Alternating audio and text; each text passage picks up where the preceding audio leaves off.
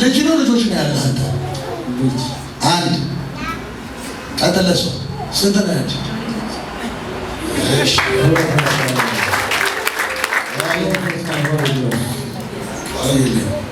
ደህና ናችሁ? ንግድ ላይ ተደገመብህ አንተ ቀጥል ስትል አንቺ ላይ ተደግሞብሻል ንግድሽ ፕሮፌሰር እንግዲህ ተፈራርሞ መቼም እዛ ጋር ተቀመጡ ማለት ሰዎች